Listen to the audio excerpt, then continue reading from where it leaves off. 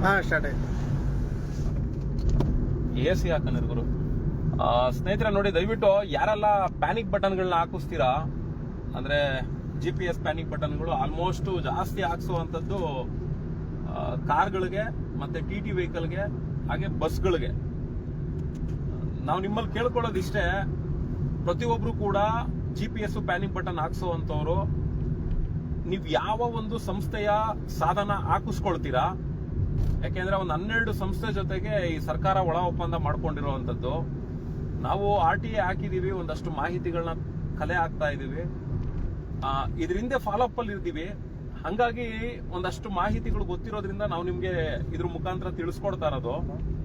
ನೀವು ಯಾವುದೇ ಸಾಧನ ಹಾಕ್ಸ್ಕೊಳ್ಳಿ, 12 ಸಂಸ್ಥೆಯವ್ರದ್ದು ಹಾಕಿಸ್ಕೊಳ್ಳುವಂತ ಸಾಧನದ್ದು ದಯವಿಟ್ಟು ಬಿಲ್ ಬೇಕು, GST ಬಿಲ್ ಇರಬೇಕು. GPS ಪ್ಯಾನಿಕ್ ಬಟನ್ದು ಆ ಒಂದು GPS ಪ್ಯಾನಿಕ್ ಬಟನ್ದು ಬಿಲ್ಗಳು ಇರೋವಂಥವ್ರು ಯಾರೇ ಇದ್ರು ಕೂಡ ದಯವಿಟ್ಟು ನಮ್ಮ ಟೆಲಿಗ್ರಾಮ್ ಗ್ರೂಪ್ಗೆ ಜಾಯಿನ್ ಆಗಿ.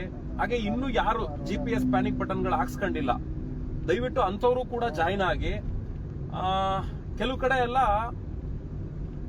GPS ಪ್ಯಾನಿಕ್ ಬಟನ್ಗಳನ್ನ ನೀವು ಹಾಕ್ಸ್ಕೊಳ್ತೀರಾ, ಆದ್ರೆ ಬಿಲ್ ಕೊಡಲ್ಲ ಅನ್ನೋ ರೀತಿಲಿ ಹೇಳ್ತಾರೆ. ಅದಕ್ಕೆ ಎಕ್ಸ್ಟ್ರಾ ದುಡ್ಡು ಕೊಡಬೇಕು ಅಂತಾನು ಕೂಡ ಎಲ್ಲ ಹೇಳ್ತಾರೆ ಅಂತ ಹೇಳಿ ನನಗೆ ಕೆಲವರು ಫೋನ್ ಮಾಡ್ತಾರೆ. ಆ ರೀತಿ ಎಲ್ಲ ಏನ್ ಕೊಡಂಗಿರಲ್ಲ. ಅಂತ ಕಡೆ ದಯವಿಟ್ಟು ಹಾಕ್ಸಕ್ಕೆ ಹೋಗ್ಬೇಡಿ. ಯಾಕೆ ಅಂದ್ರೆ ಈ GPS ಪ್ಯಾನಿಕ್ ಬಟನ್ ಅಲ್ಲಿ ಏನ್ ಅಕ್ರಮ ನಡೀತಾ ಇದೆ ಅನ್ನೋದು ಸಂಪೂರ್ಣ ಮಾಹಿತಿ ನಮಗ್ ಗೊತ್ತಿದೆ. ಪ್ಯಾನಿಕ್ ಬಟನ್ ಅಲ್ಲಿ ಎಷ್ಟು ದುಡ್ಡು ತಿಂತಾ ಇದಾರೆ, ಆಮೇಲೆ ಆ ಟ್ರ್ಯಾಕರ್ ಆ ಮಿಷಿನ್ ಏನ್ ಬರುತ್ತೆ ಅದರಲ್ಲಿ ಎಷ್ಟು ತಿಂತಾ ಇದಾರೆ, ಇನ್ಸ್ಟಾಲೇಷನ್ ಚಾರ್ಜಸ್ ಅಲ್ಲಿ ಎಷ್ಟು ತಿಂತಾ ಇದಾರೆ, ಇದು ಟೋಟಲ್ ಬಿಲ್ ಎಷ್ಟು ಬರ್ತಾ ಇದೆ, ಇದ್ರದ್ದು ನಿಖರವಾಗಿರೋ ದರ ಎಷ್ಟು, ಇದೆಲ್ಲ ಸಮಗ್ರವಾಗಿ ನಮಗ್ ಗೊತ್ತಿದೆ. ಆದ್ರೆ ಅದನ್ನ ಗೊತ್ತಿರೋ ಅಂತದನ್ನ ನಾವು ಸೋಷಿಯಲ್ ಮೀಡಿಯಾದಲ್ಲಿ ಹೇಳಿ ಬಿಟ್ಬಿಟ್ರೆ ಏನು ಯೂಸ್ ಆಗಲ್ಲ. ನೀವು ನೋಡ್ಕೊಂತೀರಾ, ಸುಮ್ನೆ ಆಗ್ತೀರಾ. ಆದ್ರೆ ಇದನ್ನ ನಾವು ಕಾನೂನು ಮೆಟ್ಲಿಗೆ ತಗೊಂಡೋಗ್ಬೇಕು. ಹಂಗಾಗಿ ನಾವು ಇವಾಗ ಲಾಯರ್ನ ಇಟ್ಟು ಪ್ರೋಸೆಸ್ ಮಾಡ್ತಾ ಇದೀವಿ.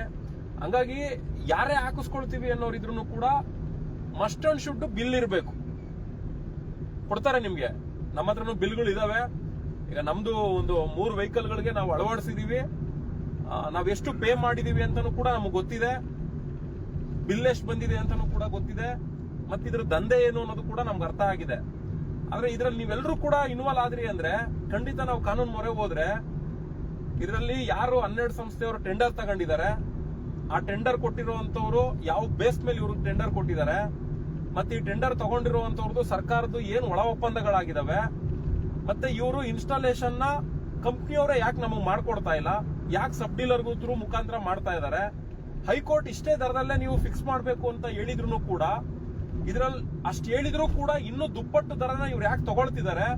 ಹೈಕೋರ್ಟ್ ಕೊಟ್ಟಿರೋ ಆದೇಶಕ್ಕೆ ಇವ್ರದೇ ಆದ ರೀತಿಯಲ್ಲಿ ಯಾವ ತರ ಧಿಕ್ಕರಿಸಿ ಕೆಲಸ ಮಾಡ್ತಾ ಇದ್ದಾರೆ. ಇದ್ರ ಸಮಗ್ರ ಮಾಹಿತಿಗಳನ್ನ ನಾವು ಈಗ ಆಲ್ರೆಡಿ ಆಗ್ಲೇ ಕಲೆಕ್ಟ್ ಮಾಡಿದೀವಿ. ಆದ್ರೆ ಇದನ್ನ ನಾವು ಕಾನೂನು ಮೊರೆ ಹೋಗ್ಬೇಕು. ನಾವು ಇದನ್ನ ರಾಮಲಿಂಗಾರೆಡ್ಡಿ ಮುಂದೆ ಹೇಳೋದೋ ಇಲ್ಲ ಟ್ರಾನ್ಸ್ಪೋರ್ಟ್ ಕಮಿಷನರ್ ಮುಂದೆ ಹೇಳೋದೋ ವೇಸ್ಟ್. ಯಾಕೆ ಅಂದ್ರೆ ಅವ್ರಿಗೆ ಮರ್ಮ ಗೊತ್ತಿದೆ, ಅದ್ರಲ್ಲಿ ಇವ್ರದೇನ್ ಪಾಲಿದೆಯೋ ನಮಗ್ ಗೊತ್ತಿಲ್ಲ. ಆದ್ರೆ ಇವ್ರಿಗೆ ಆ ಮರ್ಮ ಅಂತೂ ತುಂಬಾ ಚೆನ್ನಾಗಿ ಗೊತ್ತಿದೆ. ಇದ್ರ ಬಗ್ಗೆ ಧ್ವನಿ ಎತ್ತಿದ್ರೆ ಖಂಡಿತ FIR ಹಾಕಿಸ್ತಾರೆ. ಉದಾಹರಣೆಗೆ ನಮ್ಮ ಮೇಲೇನೆ. ಆದ್ರೆ ನಾವು ತಲೆ ಕೆಡಿಸ್ಕೊಂಡಿಲ್ಲ. ನಮಗ್ ಲಾಯರ್, ಹೈಕೋರ್ಟ್ ಲಾಯರ್ ಇರೋ ಎಲ್ಲ ಕೋರ್ಟಲ್ಲೂ ಲಾಯರ್ಗಳು ಪರಿಚಯ ಇದಾರೆ. ನಮ್ಮ ಸಂಘಟನೆಗೂ ಕೂಡ ಸಪೋರ್ಟಿವ್ ಆಗಿದ್ದಾರೆ. ಇಂಥದ್ದು ಇನ್ನೂ ಎಷ್ಟು ಕೇಸ್ ಹಾಕಿದ್ರು ಕೂಡ ₹1 ಖರ್ಚಿಲ್ದೇನು ಕೂಡ ಬೇಲ್ ಮಾಡಿಸ್ಕೊಂಡು ಇಲ್ಲ ಕೇಸೇ ಸ್ಕ್ವಾಶ್ ಮಾಡಿಸಿ ಹೊಡ್ಸಾಕ್ತಿವಿ. ಅಂದ್ರೆ ಆ ಕೆಲಸಗಳು ನಮ್ ಲೀಗಲ್ ಅಡ್ವೈಸರ್ಗಳು ಮಾಡ್ಕೊಡ್ತಾರೆ. ಹಂಗಾಗಿ ನಾವು ತಲೆ ಕೆಡಿಸ್ಕೊಳಕ್ ಹೋಗಲ್ಲ. ನಾನು ಯಾಕೆ ನಿಮ್ಗೆ ಇಷ್ಟೆಲ್ಲ ಹೇಳ್ತಿದ್ದೀನಿ ಅಂದ್ರೆ ನನಗೆ ಬಿಲ್ಗಳು ಬೇಕು. ಯಾರ್ಯಾರು GPS ಪ್ಯಾನಿಕ್ ಬಟನ್ ಹಾಕ್ಸ್ಕೊಂಡಿದ್ದೀರಾ, ಯಾಕೆಂದ್ರೆ ಇದ್ರಲ್ಲಿ ನೀವು ಹೇಳ್ತೀರಿ ಕೆಲವು ಸಂಘಟನೆಯವರು ಕೂಡ ಇನ್ವಾಲ್ವ್ ಆಗಿದ್ದಾರೆ ಅಂತ. ಖಂಡಿತ ನನಗೆ ಗೊತ್ತಿದೆ. ನೀವು ಯಾವ ಸಂಘಟನೆಗಾರರು ಹೋಗಿ GPS ಪ್ಯಾನಿಕ್ ಬಟನ್ ಹಾಕ್ಸ್ಕೊಳ್ಳಿ, ಕತ್ತಿನ ಪಟ್ಟೆ ಹಿಡಿದು ಕೇಳ್ರಿ, ಮಗನೇ ದುಡ್ಡು ಕೊಟ್ಟಿದೀವಿ ಬಿಲ್ ಕೊಡು ಅಂತ. ಬಿಲ್ ಒಂದಿರ್ಲಿ. ಯಾಕೆಂದ್ರೆ ಇನ್ ಫ್ಯೂಚರ್ ಅಲ್ಲಿ ಏನಾದ್ರು ನಾವು ಕಾನೂನು ಮೊರೆ ಹೋದಾಗ ಆ ಬಿಲ್ ಇತ್ತು ಅಂದ್ರೆ ಆ ಸಂಸ್ಥೆಗಳಿಂದ ನಿಮ್ಮ ಅದೃಷ್ಟಕ್ಕೆ ಹಣ ರೀಫಂಡ್ ಆದ್ರೂ ಕೂಡ ಆಗ್ಬಹುದು. ಯಾಕೆಂದ್ರೆ ಈ ಘಟನೆಗಳು ನಡೆದಿದ್ದಾವೆ. ಉದಾಹರಣೆಗೆ ಓಲಾ ಸ್ಕೂಟರ್ಗಳಲ್ಲಿ ಚಾರ್ಜರ್ ಬಂದು ₹15,000 ಎಕ್ಸ್ಟ್ರಾ ತಗೊಂಡಿದ್ರು. ಯಾರೋ ಒಬ್ರು ಕನ್ಸ್ಯೂಮರ್ ಕೋರ್ಟ್ಗೆ ಹೋಗಿ ಕೇಸ್ ಫೈಲ್ ಮಾಡ್ತಾರೆ. ಆಗ ಕನ್ಸ್ಯೂಮರ್ ಕೋರ್ಟ್ ಇಂದ ಅವ್ರಿಗೆ ಓಲಾದವ್ರಿಗೆ ಕೋಟ್ಯಾಂತರ ರೂಪಾಯಿ ದುಡ್ಡು ಕಸ್ಟಮರ್ಗಳಿಗೆ ರಿಟರ್ನ್ ಕಟ್ಕೊಡುವಂತ ರೀತಿಲೂ ಆಗುತ್ತೆ. 15,000 ರೂಪಾಯಿ ವಾಪಸ್ ರೀಫಂಡ್ ಆಗೋ ತರನು ಕೂಡ ಆಗಿದೆ. ಯಾಕಂದ್ರೆ ಆಗುತ್ತೆ. ಇಲ್ಲಿ ಇವ್ರು ಯಾರೋ ರಾಜಕಾರಣಿಗಳು ಇದನ್ನ ಸೃಷ್ಟಿ ಮಾಡ್ಬಿಟ್ರು, ಅಧಿಕಾರಿಗಳು ಇದನ್ನ ಹಾಕ್ಬೇಕು ಅಂತ ಹೇಳ್ಬಿಟ್ರು, ಅಮಾಯಕರುಗಳು ಇದಕ್ಕೆ ಸಾಲ ಸೋಲ ಮಾಡಿ ಹಾಕಿಸ್ಕೊಂಡ್ಬಿಟ್ರು. ಇದೆಲ್ಲ ವ್ಯವಸ್ಥೆ. ಕಾನೂನು ಮೊರೆ ಹೋದ್ರೆ ಇದರಲ್ಲಿ ಈ ದಂಧೆಯಲ್ಲಿ ಯಾರೆಲ್ಲ ಇನ್ವಾಲ್ವ್ ಆಗಿದ್ದಾರೆ ಅವ್ರಿಗೂ ಕೂಡ ಕಾನೂನು ಪಾಠ ಕಲಿಸುತ್ತೆ. ಆದ್ರೆ ನಾವು ಅದ್ರ ಮೊರೆ ಹೋಗ್ತಾ ಇಲ್ಲ. ಅದೇ ಇಲ್ಲಿ ಮೇನ್ ಸಮಸ್ಯೆ ಆಗ್ತಾ ಇರೋದು. ಹಂಗಾಗಿ ಲೈವ್ ಮುಖಾಂತರ ನಾವು ನಿಮ್ಗೆ ಹೇಳ್ಬೇಕಾಗಿರೋದು ಇಷ್ಟೇ, ದಯವಿಟ್ಟು ನೀವು ಏನು GPS ಗಳು ಹಾಕಿಸ್ತೀರಾ ಬಿಲ್ಗಳು ತಗೊಳ್ಳಿ. ಸಾಧ್ಯ ಆದಷ್ಟು ನೀವು ನಮ್ಮ ಟೆಲಿಗ್ರಾಮ್ ಗ್ರೂಪ್ಗಳು ಜಾಯ್ನ್ ಆಗಿ, ಬಿಲ್ ಕೊಡಲ್ಲ ಅನ್ನೋ ಕಡೆ ಎಲ್ಲೂ ಕೂಡ ದಯವಿಟ್ಟು GPS ಪ್ಯಾನಿಕ್ ಬಟನ್ಗಳನ್ನ ಹಾಕ್ಸ್ಕೊಳಕ್ ಹೋಗ್ಬೇಡಿ. ಹಾಕ್ಸ್ಕೊಂಡ್ರಿ ಅಂದ್ರೆ ನಿಮ್ಗೆ ಅದರಿಂದ ಲಾಸೆ. ಕಾನೂನು ಹೋರಾಟಕ್ಕೆ ನಮ್ಗೆ ಅನುಕೂಲ ಆಗುತ್ತೆ. ದಯವಿಟ್ಟು ಬಿಲ್ಗಳು ತಗೊಳ್ಳಿ, ಗ್ರೂಪ್ ಜಾಯ್ನ್ ಆಗಿ.